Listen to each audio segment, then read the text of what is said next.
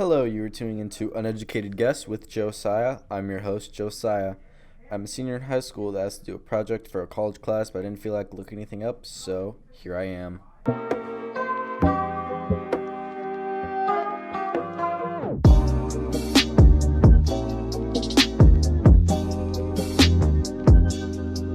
Now, as you know, you've probably seen the post that these are going to be my last two episodes, sort of a two-part finale, if you would. I don't think there's going to be much research into these. Okay, I'm sorry about the loud explosions and stuff you're hearing in the next room. There is a sketch going on between one of my friends and one of his friends. So I kind of recorded this on an odd day, but it is Monday, April 29th, and I'm not reading, I read it for the intro, but I'm looking at the page, and I created this January 15th. That was a little over 4 months ago, which I think is just absolutely ridiculous. Oh, I'm sorry, you probably were wondering what this episode is on. This part in the mini-series, mini-finale, whatever you want to call it, is nostalgia. This is going to be episode 19, and the next episode is going to be Growing Up, episode 20. And going through nostalgia, you see it in a long list of things. People have nostalgia from the 80s, 90s. Every single era has had their nostalgia. But what essentially is nostalgia? It's just sort of a feeling it's a good feeling in most cases. Nostalgia is brings you back to your childhood or when you were a teenager. It just gives you relive good memories and stuff like that, which I think that's a really good thing to look back on. As I look back on the years, I remember me as a goofball kid doing dumb stuff with even dumber people, but you've changed so much. It's just fun to look back on the stuff you did when you were younger, and it's hard to explain in words, actually. You listen to older music that you used to love. For me, my nostalgic music is 2008 music to 2012 bubblegum pop sort of music. It was all happy music. You couldn't feel bad when listening to that music, and I just think that was a really good time in music, at least for me anyway.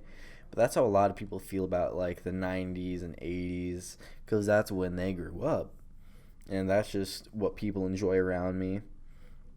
Now, if you remember all the way back 18 episodes ago, you'll remember my first episode was buying a house, which it wasn't necessarily the best episode because my teacher was like, oh, you should because I did about 6 episodes before I actually started uploading. He was like, oh, you should post your best episode first. I'm like, no, I recorded buying a house first, and it was the first episode I ever made, so I figured, why not post that first? And I still do not regret it, because you can see how much I've grown as an artist, how much I've grown in this craft I call podcasting. You just see the change, just the person I am, the 4 months that has happened, that has been, and it's a good change. I remember back before I even knew what was going on in my life, I had a lot of rough patches. I might even still be in a rough patch and not even realize it. But a whole part of this is just looking back, knowing about your mistakes, knowing how to better yourself. And that's really what life is. You can look back and just laugh at some of the mistakes you've made and realize you're in a better place now. That's why it's nostalgic, because it's all in the past. And I just think that's a really interesting concept to grasp, which I have this thing in the back of my phone case. Let's see if I can read it here. You will be released from the burden of your past, which is essentially a really hard concept to grasp. burden of your past, essentially. Because a lot of people hold themselves accountable. Well, at least I do. I will. I'm the kind of person that beats themselves up over and over when I've been forgiven for past indiscrepancies, past mistakes. Times I have messed up or I've disliked what I've done.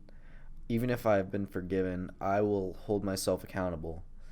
And that's what I think a lot of people do, but some people do it so aggressively, so violently, that they won't be willing to forgive themselves. You will end up having no self-worth, no self-love, because you hold yourself to what you've done. And I've always been told, and this is what I believe, that you don't change as a person. Once you're bad, you will. Sorry, they're still yelling and being odd back there. But once you do something, once you define who you are as a character, you will never change. You are always that person. Good people don't become bad people, and bad people don't become good people. There is only bad and only good. There is only neutral, whatever. But you are always going to be who you have become, and you won't change. Yes, you may change how you act, you may change what you say, you may change what you do, but underneath, in the core values of you, in the core representation of who you are as a person, you are only what you've been. You won't change into something new. You won't change into something good. You're only a bad person after that. And I think that's what a lot of people feel, and I know for one I do. And it's hard to deal with that. Going back to this, wow, I wrote nostalgia down wrong. I forgot the L. Nastasia. But that's not the point. My point is, you should feel good about your past. You should feel the nostalgic ways, the nostalgia pass over you as you think about your high school days, your elementary, all those times you had with friends, staying up late summers, exploring woods, or maybe this just might be me, but I used to go on a lot of adventures with friends in the past, and they were always fun. I remember this one summer. It was me and a few other my skater friends. I'm not gonna obviously say names because that'd be outing them, but we went to the library for one of. Okay, then they are getting loud, but we went to the library because my one friend wanted to see his girl, and I've always kind of had a problem with her because she's just not a good person. But we waited there for a few hours. He wrote a note, and it was really heartfelt. So we went back to see if she'd even gotten the note because we were just chilling that day. It was 3 days later, I believe. We grabbed the note because it was still there. Because she had said she'd looked all over for it, but it was right where he said it was because we saw the text messages, obviously, because we're all friends and we just don't care. But he sent her a text, like, telling her what book it was in. And she basically lied to him, and it was abhorrent and apparent that it was just really brutal for him. He was really upset, but we were chilling in the underground garage skating because that's what would cheer him up, and that's what we did for fun. At least I did for a little while. I never was a good skater, but I always like to hang out with the skater kids because they're just a good group of people. But we ended up, all of a sudden, I hear someone yell "run," and I instinctively turn to where they're pointing at, and it's a police cop. They turn on their sirens because they're not supposed to be skating down there, and I just pick up like 3 bags of our friends, 2 skateboards, and I just book it. And everyone was out in front of me except the guy whose girlfriend had basically ditched him. And so we all just run. And then I remember yelling, "Oh shit." I'll bleep that out. But I remember him yelling, "Ah, shit!" And then I just look back, and I'm like, "Where the?" I'll bleep that out too. Sorry, it's supposed to be PG-13. I get one f bomb, so I'll blur that because maybe I want to use it later. But no, I'm like, oh no, where is he? I look back and I'm not stopping running. I'm across the street at this point, and I'm not necessarily a fast runner, but I've got pretty good stamina. So I dip behind this trash can. Everyone else starts following in behind me, and then we're all like, "Oh crap, Angels!" Or geez, I'm name dropping like mf'er. So I'm gonna have to blur that out too. But we're all like, "Oh no, where is he?" So we all look back. We see him limping across the street, carrying a skateboard in one hand and a bag in the other. Apparently, the cop almost grabbed him, and he like went like head first into these concrete metal stairs, and the cop had to run back to go get his car, or he was leaving the crime scene of our only minority friend. But we basically they ran out, grabbed him, threw out into the trash can, and were hiding. And it turns out we were hiding in the smoking area slash like outside eating place, which is of an elderly home, and it was like one of those living assisted apartments type thing downtown, and it was just it was a pretty good day. I remember we were walking back that summer night, and all of a sudden this drill, like the elderly people alarm system went off, and we all just start taking off running because we thought it was a cop siren because it was loud and just like whoa, it came out of nowhere. But that was a really fun day. It was just a really good time for us. I mean, I've got a lot of those stories, but this one just is always stuck by me. It's always been there. It's just, I always used to have fun with a lot of friends. Like, we would go to this park, Fairview, and I would always just chill with people. One time, me and my friend found a baby, like a plastic baby leg in like just the mud in the middle of a like river. It was kind of odd. He was like, "Oh, this is a baby leg," and I'm like, "That's so just." Oops, that were on my phone. But there's, I've always got such little stories like that. A lot of them can't be told over, you know, the internet like I am right now, or a lot of them can't be said like that because it's a lot of people that I shouldn't name drop them or stuff like that. But there are a lot of good people. My parents have like, oh, those are bad influences. When like, yeah, I make my own choices. You know what I mean? Like your parents are always like, oh, those are friends are bad for you, because you quote get it caught up in the wrong crowd. But no one forced you to do anything. It was all your own choices. So I don't get why. Like a lot of my friends, they're always caring. Well, some of my friends were just not good for me, but those weren't the friends my parents were talking about. The friends my parents didn't like were the friends that were, I know, of a different skin tone. I mean, they're not necessarily racist. It's like, oh, they're bad. I'm like, no, they're just black, and you don't like that. Like, I'm not necessarily Caucasian though. I'm slightly brown because my father, but that's not the point. The point is there is racism everywhere, basically. And looking back, it's like, oh, they're not good for you. I'm like, some of the best memories I had of with people that have still been in my life. Actually, a lot of them have gone their own ways.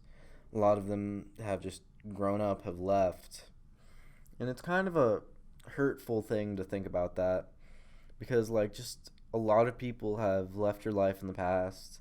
Nostalgic memories start turning just sadder and sadder the more you think about it.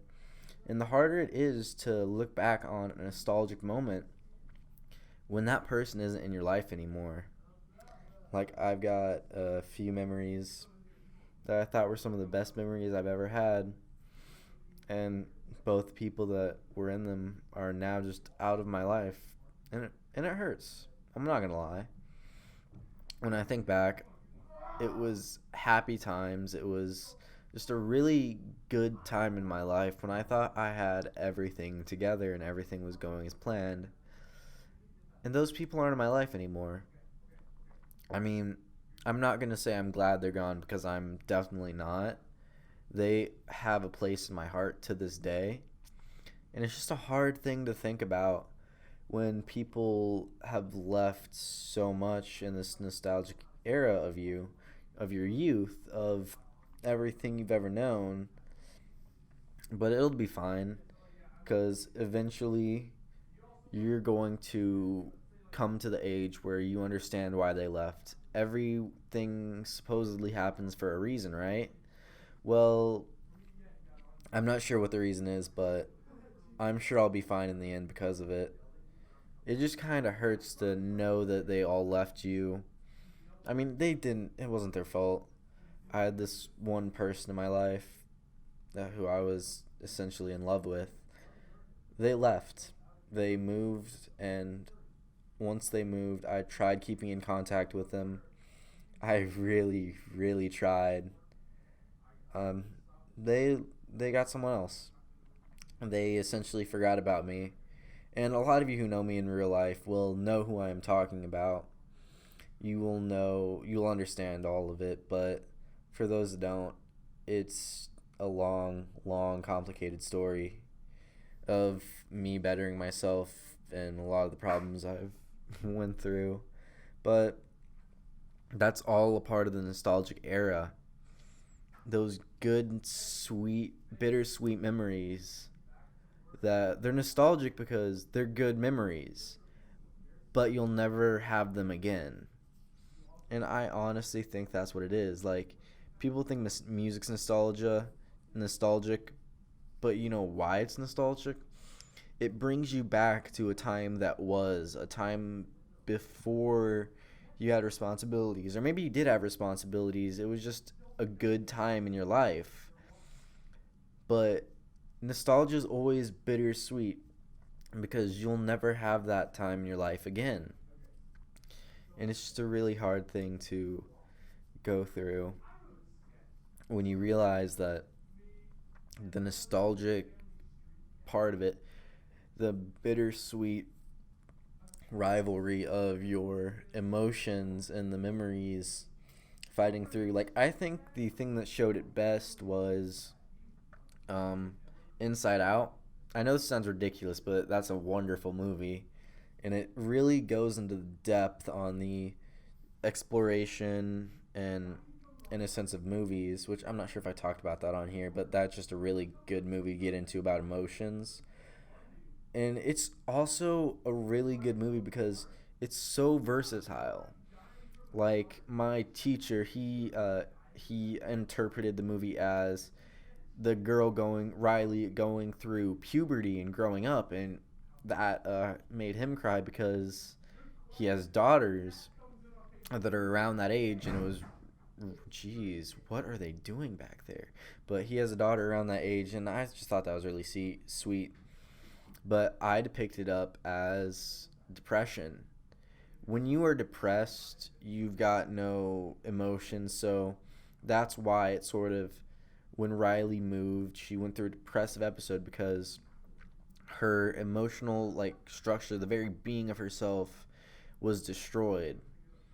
Now, I'm not going to say that I've always been happy, I've always been good. I went through a severe depression, and it's where I've gotten a lot of my beliefs from, was after the period of it, and during, obviously.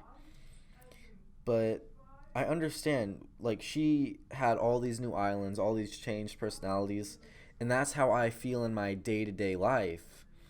I feel like my emotions were stripped, the very being of who I was stripped down to nothing, and everything I have created, everything that makes me, isn't really me. Nothing feels how it used to feel. I don't feel like me anymore. It feels like I've taken a collection of everything I've ever seen and like liked, everything I've enjoyed, and I've taken bits and pieces and formed some resemblance of a personality. It's not even a personality. I'm like a walking Saturday Night Live sketch. And that's honestly how I describe my emotional set and my emotions. I'm just one walking series of jokes and TV shows rolled into a human body. And that's just so when I look back at nostalgic moments, I realized who I used to be, and it's just a bitter sweet aroma of destruction. I remember the sweet memories of me and my mom when we used to live in the apartments. And there's a lot of good memories there. There's also, I mean, there's not really any bad memories that I can think of except a few. But me and my mom were content with what we had. At least I thought when I was younger. We used to live in the Southern Hills apartments on, well, it doesn't matter where it's at. It's in not my home city. My home city's Harristown, actually. But I've been living in Decatur for a while, and I grew up at Southern Hills, and it was just a really good place. I met a lot of people there that were always caring of me. I also met a lot of asses. Like, I remember this one time this kid tried to steal my bike. My one friend, I honestly can't remember his name because I was so young. I'm like, go tell my mom. So he ran to our back porch, which is like a glass see-through porch, because it was had a little concrete slab as the back patio. We had like furniture and everything. And I start running after him. My mom my mom was like my hero growing up because she was so strong. But this moment stuck in my head. My mom she's a short lady, but she's built pretty stocky because she used to be a power lifter and everything, used to be in sports. But she ran out in front of the bike, like grabbed it by the handlebars basically. Is like, we're going to go tell your dad, like to the little kid, because he was one of our neighbor kids, I guess. I don't remember. And I was just behind, like I was 10 feet behind because he was getting away from me on a bike, obviously, because I was really young. I wasn't the fastest runner then. But I remember my mom stopping him in his tracks, and we tell his dad, like, he tried to steal a bike and everything. Dad didn't do anything. I mean, I still had my bike because we got it. But later that night, the next morning, our glass table and, like, our potted plants and everything were smashed. We obviously know by who, because it's government help apartments, so the parents aren't obviously the best there, because it's for like single moms and like single parents and stuff like that. And so he was not a good person. Obviously the dad smashed our stuff and everything. So that's a nostalgic memory to look back on. But in the end, it was still a hard, bitter memory. But overall, that's a good memory, and it's nostalgic to look back on. It's nostalgic to think about. I remember this one time I was riding my bike down what we called Wipeout Hill, and me being the little mechanic I mean, I still am. I used to customize my bikes, which meant stripping the BMX bike of everything that made it safe. And I remember toppling over, and my bike landed in a ditch. I went headfirst into this wooden mailbox post, splitting it in half, sort of. It was just like, you ever seen a telephone pole after it gets like hit by a car? It's like sort of splintered and like split and like bent. It's kind of how their mailbox post was after my head went through it. I woke up, like, I was like, whoa, that was wild. And my friends, and so I just got back on my bike and just started riding down the hill. My handlebars were like filled with mud because there was no rubbers on them. It was just metal. So I started biking back down the hill to the park I was headed to meet my friends, and they were like, dude, are you okay? Your head. I'm like, dudes, I am fine. I mean, I probably wasn't fine, but that's beside the point. It was just a really good memory I had. And it's like, not even a good memory. It's like, geez, cracked my head open, but I I've always had fun with my friends, and that's just a good memory. Okay, so I'm about 25 minutes in. I've got 10 minutes left on my timer, but I think I'm just gonna avoid that, and I'm just going to have a longer episode than normal and just go straight into the growing up part instead. Just make this series 19 minutes long. So, you've known me for about 4 months, or you know me for in real life, you've known me for quite a bit longer. But growing up, it's a hard thing to think about, and it's even harder to go through. Like, I used to be the goofball kid that did so many dumb things, and I can't believe some of the things I used to do. But over as a person, from I count seventh grade as the time I realized everything was hell when I started growing up. So seventh to 11th, or no, not 11th, jeez, that would have been bad. Seventh to ninth grade year was really rough for me, and I've grown a lot as a person since then. I've done a lot of things I'm not proud of, a lot of things that are, jeez, a lot of things I'm not proud of, a lot of things I regret, but they've all made me who I am as a person. Like, I understand I'm not going to be the greatest at anything I do. I'm not going to even be close to good at whatever I want to do, but that's just who I am. I'm proud of what I've become, the friends I've made along the way. Even if they haven't stayed, I'm still proud of them. I am cheering them on from the sidelines.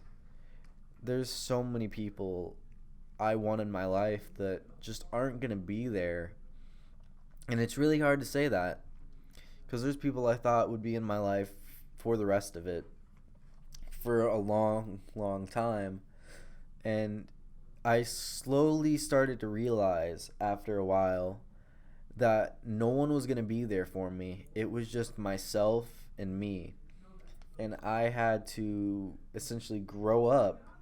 I had to become a better person of who I was, of what I am. I had to be there for myself. I had to protect myself through it all growing up. Yeah, my dad wasn't there, but my mom was all the parent I needed. And then she got married to this guy named Joey, and he's been my stepdad. He's been a father figure in my life for a very, very long time. And if I didn't have Joey, I don't know who I'd be. I wouldn't have a strong male role model, because I don't look at my dad or my father as a dad. I have to call him dad because he's my elder, and it's what I have to do is respect. But he's never been there for me. He really hasn't. He's like, "Oh, I pay child support." I'm like, "Yeah, you knocked up my mom, but you were a druggie, so she wouldn't marry you." Grade A move. Then he got in the military. He got another family. Yeah, it's my stepmom and my or half siblings, but they're really, it's his family. It's not my family. My grandparents, they're the best people I've ever met. I don't get how they could raise such a person of a son that I have to call dad. And it's just really hard for me to know all these single things that I wasn't even good enough to have my dad stay in my life. But I'm growing up so fast. Years turn into weeks, years turn into months, months turn into weeks. I'm leaving June 11th for the Air Force, and I don't even know how to apply for a credit card or pay taxes. I don't know what I'm doing in life, and it's terrifying. But I had an interview the other day for a bank. It was like a mock interview for like my college class.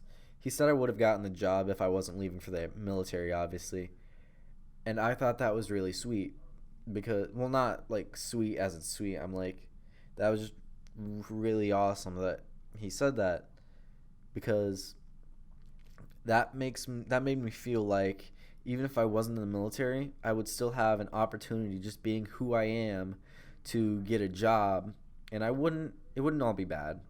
If I couldn't join the military, I'd be a lot more frightened of the real world.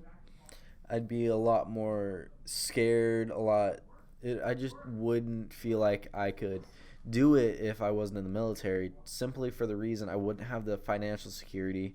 I wouldn't be able to attend college for a while because I just can't pay for it. I mean, I also don't have any. I'm not smart enough to get any smart people, whatever. Jeez, why can't I think of the word? I'm going to think of the scholarship. There we go. I haven't really been in any sports. I'm getting my Boy Scout or my Eagle Scout soon, so that's actually a really big accomplishment for me because I've worked on it for years, but I've never really gotten it, if you know what I mean. And now that I'm actually getting it, it seems like it's a big accomplishment. Like, I've worked so many years for it, and I have just felt like growing up is the scariest thing because I didn't think I'd be here this long. I didn't think this far ahead. I signed my life away to the U.S. military, and I think I'm gonna be all right. But it's really scary to think about all the change I've come through these years, and I wasn't really a kid in the first place. I've always had relatively strict parents. I haven't really been had made many friends to like stay with when I leave. I'm going to move hundreds of miles from everything I have ever known, everyone I've ever known, and I don't know where I'm going after that. I'm going to Texas for basic training, then I'm going to Missouri for technical school. After that, I could move across the country and never see my family again. And I don't know. Yeah, you get leave off and stuff, but do I really want to come back to my family after me being who I am? Like, yeah, I'm joining the Air Force, and it's the one thing my mom can say she's even proud of me for. I'm gonna try to get a college degree while I'm in, but it's just really hard thinking about everything. Even if you've changed a lot, even if you've accomplished more than you ever thought you could, you still won't be good enough for some people, and it's just really hard to think about, especially when you're growing up alone, because you can't go to your family or anyone you love and care about with your emotional problems or with how you feel, because you'll be shunned. And it's just a really dark thought. It's like parents are always like, "Oh, you can come to us with anything, right?" And then they'll shun you for it, and it's hard to do. It's really hard to just grow up on your own, essentially. Like, yeah, they like okay, so this is gonna sound really dumb. Like, I've got material values. I've got whatever I want. But after I got the views I did in life, I have realized that I don't have what I need. I've got no one to turn to in my darkest times. I've got no one to help me through anything. Like, people will pray in their dark times. People will look to their religions in dark times. I have no one. What am I supposed to do when I'm just gone from everything I've ever known? I'm hundreds of miles away from family and friends. So I literally will have nothing. Like, yeah, you'll make friends, and I don't make friends. It's something I've never been able to do. It's something I've never been good at. So I'm going to be alone for probably however long I'm in there, and even probably longer than that. So I'm going to go and try to get, yeah, my college degree and everything, but I'm still going to stay in the military because they've got good benefits and I'll be able to take as much schooling as I need. But after the military, I don't know what supposed to do with my life. During the military, I don't know what I'm supposed to do with my life. They'll pay for housing, they'll have food there. I don't know how to pay taxes. I apparently can't claim myself as a dependent until I'm living an entire year alone or something. I don't know how to get a checkbook. I don't know how to switch banks from Land of Lincoln to USAA. I have no skills I need for my life, and I've got no one to ask. But that's beside the point. Growing up is such a scary thought when you're going to be alone in life, emotionally, physically, and spiritually, in a sense. Nothing has you anymore. Nothing will keep you safe. You've got no borders. You've got nothing to hold you down in life. Yeah, it's freedom, right? But is it really freedom when everything you've ever known is ripped away from you? And I don't want to be alone in life, but it's the path I have to choose. There's a lot of people I still want in my life as I've been growing up. I've made connections with people that have been very strong, and for me at least, and they've left. And it's a hard thing to see when the people you've idolized, the people you have loved, the people you've cared about, all seem to leave you. Like, how am I supposed to think anything different when everything I've ever known is just people leaving me? And it's a really, really hard thing to see, a really hard thing to do when no one seems to care about you. Emotionally, you're distraught, and I'm just not sure how I'm supposed to grow up. I just know it's going to be really hard. But my mom used to say I can do anything I put my mind to. Lately, she's always, everyone in my family has kind of treated me like a failure. And it's really hard to do when the only thing people can say they're proud of you for is signing your entire life away to something you don't even believe in. But it's what I did, and it's probably the only family I'll essentially ever have. And I'm just going to be alone for a while. After the military, I might nomad around, but growing up is such a hard thing to do when you're doing it on your own. I'm not really sure what I'm supposed to do after I leave this room, after I leave high school. I've got till, I think it's April 3rd here, and I'm not sure what I'm supposed to do. Like, yeah, I've had before this class, I've had stuff, but I've always been in school. I've always had people take care of me. Well, not necessarily take care of me. I've always had people there for me. I've always had family. I've always had friends. But once I leave this room, I don't know what I'm going to do anymore.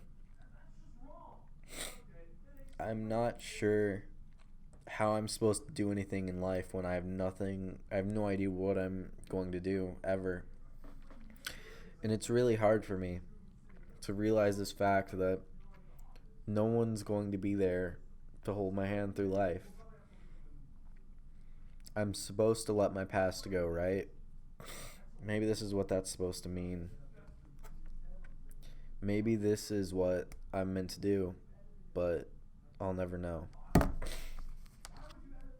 I've got another fortune in my phone case. I know this is kind of ridiculous. It says, "You know what you want, now go out and get it." But that's so wrong. I don't know what I want in life. I want security. I want safety. I want love, I guess. None of those things are obtainable for me. I'll never feel safe no matter where I'm at. I'm never going to have security of any kind in my life, financially, mentally, physically. Nothing's safe when you're always on the run from your inner demons. Nothing's safe when all you have is yourself. You're just trapped inside your own head, just running in circles, just round and round and round. When every noise in the dark is you overthinking and you being afraid to sleep because you don't know if you'll wake up. You don't know if anyone will find you if you fall and you smash your head into a corner. You don't know if there's ever going to be someone else to love you just like they did. And it's just so hard living throughout everything when you're alone. They say love is supposed to make you feel better, but until that day, you run around thinking you're in love, and then everything you ever knew gets shattered, and all of a sudden, they left you and you're all alone again. Till that next person makes you feel special, then you're all alone again, and again, and again. When you don't even have family to rely on, it's just really, really hard. My grandma Mary, she's the most caring, most passionate lady I know. She said she'll always love me. She's always been proud of me, always been supportive and caring. No matter what I do, mind you. This woman has taken care of me, right? I've gone over many Friday nights and just slept over there. We used to watch movies and TV shows together. Now I'm not going to be there. I'm leaving June 11th. We don't have many more Fridays together. And I'm growing up, and I don't want to leave her. But that's just how life is. When you grow up, and everyone's gone suddenly, just like that. It's really hard to think about that people fade away from you in life, even if you don't want them to. Everyone's going to be gone at some point, and you've just got to live with it. I've pushed people away for so long in my life. Maybe I've made myself alone. Maybe my inner thoughts have just crippled who I am as a person. Maybe I'm the only one that's even listening to this. Maybe it's all just in my head. Maybe this is just a way to vent my thoughts to feel better, or just to egg on as I just feel ever incessantly alone. I'm scared to leave. I don't want to grow up. I won't be able to take care of my grandpa Dan. Once I leave, I'm scared he'll be alone. He fell a few winters ago. His head, he had bleeding on the brain, but that's not what I'm worried about. That's all fine now. I'm worried he'll forget who I am someday.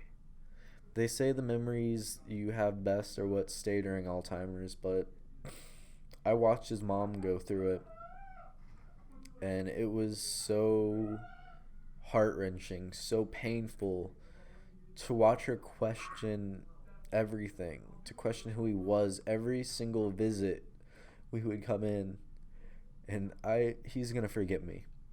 Everyone does, but it's gonna really hurt coming from him when he doesn't realize who I am anymore. I don't even know if I'm gonna be able to visit him in his last days because I don't know where I'll be. He's almost 70. He'll be 70 this year, actually. And I don't know what I'm supposed to do without him in my life, especially if I'm gone. I know his son Matt's supposedly going to take care of him, but I don't believe that for 1 minute. And it's just a hard thing to live with. And I really just don't want to grow up and leave because I feel like it'll be my fault. And it's just a really heart-wrenching thing to think about, that you won't be there for someone who took care of you since you were in diapers, and they're gonna forget your name eventually. And I'm not sure what I'm supposed to do anymore because I feel like it'll be my fault. This is me signing off. I hope you guys don't forget who I am. I'm sorry for everything. This is a goodbye. Josiah E signing off. The day is April 29th, 2019. It is a Monday, 9:40 a.m. and this is going to be one episode uploaded Friday at 12 p.m. on May 5th, possibly. No, May 4th, 2019, Friday. Over and out. Goodbye.